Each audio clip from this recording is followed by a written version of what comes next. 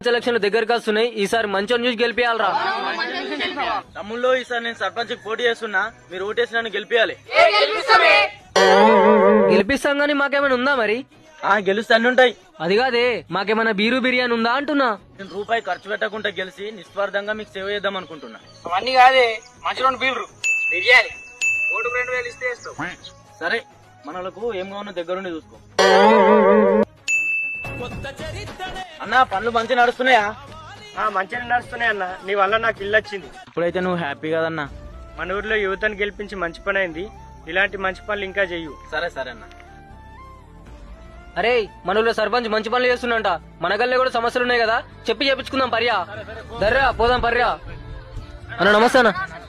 నమస్తే అన్న, మా గల్లీలా నీళ్ళు వస్తలేవు, కరెంటు మంచిగా ఉంటలేదు, గా మోలు చక్కగా ఉంటలేవు. జర చేపి కదనే. చేపిస్తా గానీ అవన్నీ పనులకు ₹1,00,000 ఖర్చు అవుతాయి. మీరు అందరు జమ చేసి ఇస్తే చేపిద్దాం. అగో, నువ్వు సర్పంచ్ కదనే, మేము ఓట్లేసి గెలిపించినాం. ఇప్పుడు నువ్వు గట్లంటే ఎట్లనే?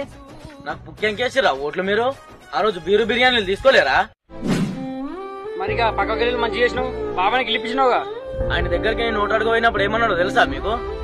నాకు నీ రూపాయి వద్దు, నా ఓటు నేను వేస్తా. నాకేదైనా అవసరం ఉన్నప్పుడు నీ పని చెయ్యి. మీరు బీరు బిర్యానీ కోసం మీ ఓట్లు నాకు అమ్ముకుర్రు. మీ మీద ఖర్చు చేసిన పైసలు నేను సంపాదించుకోలే కదా. అందుకే 5 సంవత్సరాల వరకు మీరు నా దగ్గరికి రాకుర్రి. మీరు వచ్చినా నేను మీకు